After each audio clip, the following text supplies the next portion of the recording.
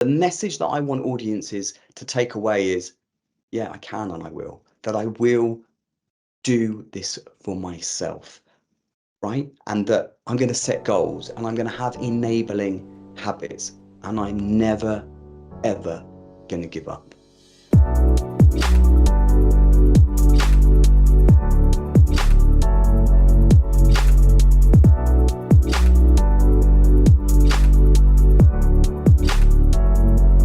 So I am a 3 times cancer survivor, and I've experienced quite a lot of trauma in my life, as you'd imagine, as somebody who's experienced cancer. And beyond that, I had a really long and rocky road to becoming a father, which resulted in the birth of my daughter, who was very premature, and our last roll of the dice of IVF.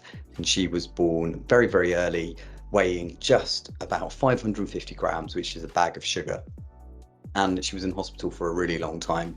And the combined experiences of my cancer and my IVF have made me a very resilient person, but also somebody who's very purposeful, who wants to help and transform lives. And what I would say is I'm an ordinary person who's had something extraordinary happen to them. It's quite rare. It's very rare to have reoccurrence of cancer 3 times.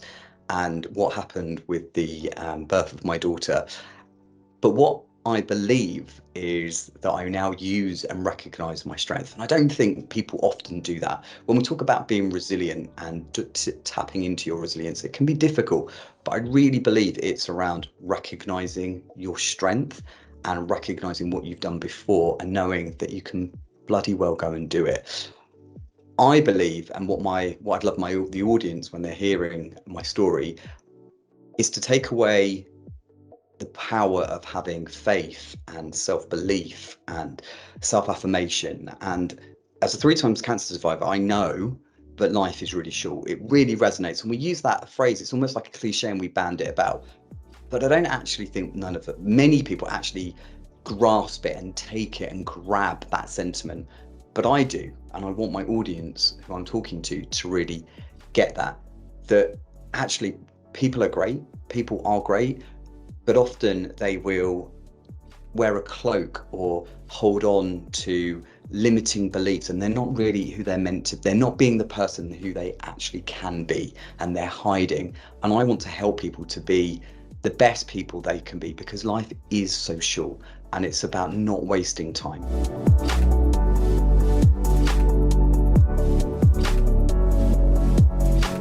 Mindset is so important. For a long time, I saw myself as a victim, somebody who deserved what happened to them and was really burned and bogged down by and haunted by what had happened to me. But not anymore. I'm somebody who sees myself as a survivor and as a bloody well warrior. And it's because I've changed my mindset and how I see myself. And it's how I see myself and what I have accomplished in my life. And that's what I want to help other people do as well, because mindset is so important. And it's neuroscience, right? Neuroscience tells us and shows that when you have a growth mindset, you can create new neuron pathways in the brain, from one neuron to another neuron, when you repeat the pattern of positive behavior and positive thinking. It's called neuroplasticity. And I, for a long time, was in a fixed mindset about how I saw myself as somebody who was weak, who was less of a man, who, as I say, may have deserved these things. But I realized that I'm not actually any of those things. I was in a trap and a cycle. And I don't see myself like that anymore. I see myself as somebody who is strong, who is a survivor, who is a warrior, and somebody who's incredibly resilient. And it's because I've changed my mindset. And way that I have done that is held up the mirror to the beliefs that I thought about myself. Often we will tell ourselves things that we are no good, or that we're no confident, or we might deserve these things that have happened to ourselves. But when you hold the mirror of truth up, you can say to yourself, well, give me a fact, right? Is it actually true? Can you give me a fact that backs up that limiting belief? And you can't. And it's when you can hold that mirror up and you can show that the belief that you're feeling and the belief that you're telling yourself isn't true, you can then change it. And you can then focus on facts and enabling beliefs to help you become the person that you're meant to be. And that's when you can dip into and get into your strengths and really see the person that you actually are, not the person you perceive or you have perceived yourself to be. I think the simplest thing that businesses need to do is to listen to their staff and to create an atmosphere where people can show up as themselves and also communicate like adults. And it's around listening and communicating. I think there's so much to be said around workforces helping people to be psychological safe, to feel like they belong. Belonging is such a hot topic, right? But when people can turn up as themselves and they don't have to wear a mask or pretend to be something that they're not, someone they're not, you can get the best out of them. It's intrinsically linked to their performance. Often people think in a leadership style that you need to be one type of leader, that you need to be somebody who is very dominant and the director and very directional. And for some people that is their natural style, but for others it isn't. So what about these other people? Are we expecting to put square pegs in round holes? It just doesn't work, right? You're not going to get the best out of people. So I believe as a coach, and what workplaces should be doing is listening to employees, helping people to be safe, but also trusting them that when you know that somebody can still get to the end result by their own leadership style, then you will get fantastic results rather than trying to force square pegs into round holes. It just doesn't work. I talked about communication. Communication is really key. Often people think that in work it has to be I win, you lose, or a compromise, which is a soft way of saying we both lose. But where we need to get to is win-win. How does it work for you and how does it work for me? And if we disagree, let me understand why we disagree in a non-confrontational way. Tell me so I really understand why are we disagreeing with each other, because that will give me awareness to understand more about your perspective, for you to then understand my perspective, and then we can get to a win-win.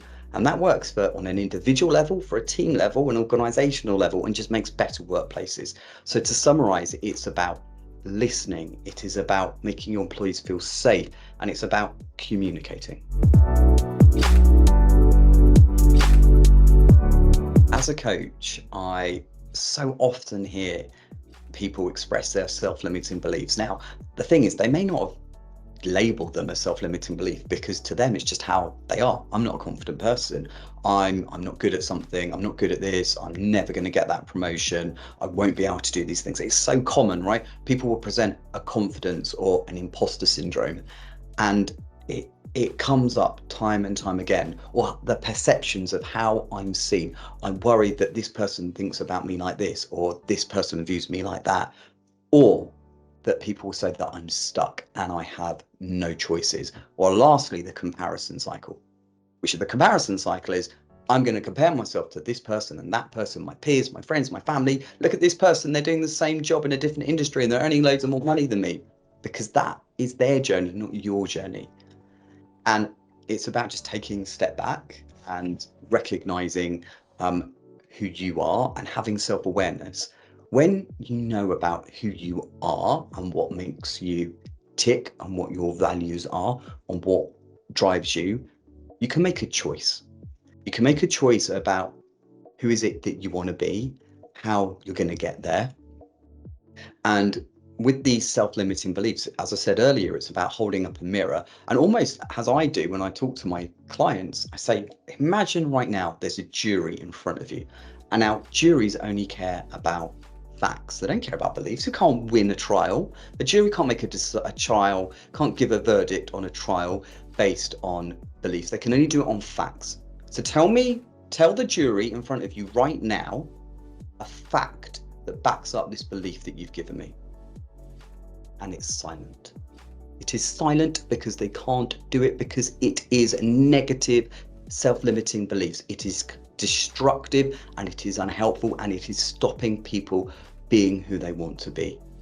When you decide, actually, who is it that I am? What is important to me? And you really think about it, and you think about the options that are in front of you, because we've always got options. People will tell you that I'm stuck or that I don't have an option, but you always have an option.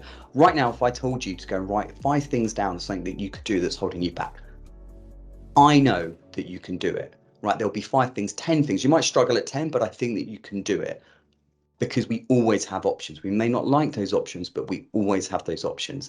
And it's about taking action and empowering yourself. I talked about earlier about life being short. It really is. It is your life. It is your life and your decision and your time to choose about who you want to be, and not worrying about everybody else, ruminations and perceptions. It's about focusing on who you want to be, what is it that you want to do, and how is it that you're going to get there?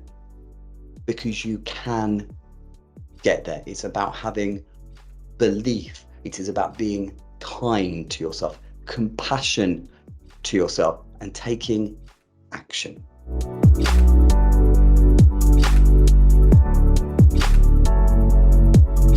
My experiences have made me realize my strengths.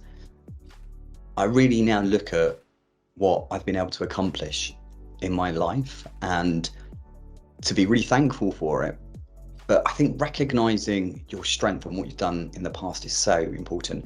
People often say, you got to be resilient now. And you're like, all right, I've got to switch it on. That's so hard to switch on resilience. But often in life, we are resilient when we have no choice. When I was going through my chemotherapy, I had chemotherapy twice during my experiences of cancer. I didn't have it on the 3rd time, but I had a lot of treatment, many operations, the heartache of the IVF. I didn't all of a sudden go, well, I've got to be resilient now. I had no choice. People, when they go through difficult times, have no choice. You just have to get through and endure it. But what people forget is that I got through it, that the storm had passed. And it is good that the storm has passed. But what I believe is about actually take stock of what you have done and how you got there. And that is when you can dig into that resilience, when you realize, I got through that. I am strong and I can see what I did. And look at me. Use that affirmation and that kindness and that compassion to yourself. I'm also really grateful. I have a lot of gratitude in my life for what I have. And I feel very fortunate to have my health and to enjoy nature and to live in the house that I live in and to talk and learn and be with the clients that I get to work with and the lives that I see when people can really see how great that they can be. That for me is what I've taken forward, and not to waste time, to really go after what you want and to back yourself and to know that you can do it. I have a self-affirmation, which is I can and I will. Now, I can and I will be a coach. I am that. I can and I will transform lives. I'm doing it. I can and I will go and speak and inspire people because I want to improve and transform people's lives. That's my personal passion. And I believe in myself. And it's taking all of that together because I just want to spread goodness without that sounding like a cliche. I want to help other people have amazing lives. And I know that they can. I want to wake people up. I want people to leave behind in a way or question their thinking of how they see themselves. To take away and actually say, I'm not that person that I actually thought I was, that actually the things that I might think about myself, because we all do it, aren't actually true. And actually, am I living true to my values? Am I living true to my purpose? I want to motivate people and to inspire people, not because of my story. I want people to motivate themselves to go after what they want, to really grasp what they want and to come up with their own self-affirmation, or to say with me that I can and I will. I can and I will achieve what I want in my life, because life is so bloody short and there's so pointless worrying and spending your time ruminations and perceptions and limiting beliefs. It's like as we grow older, we just take all of this stuff on us. And I want to say, shake it off.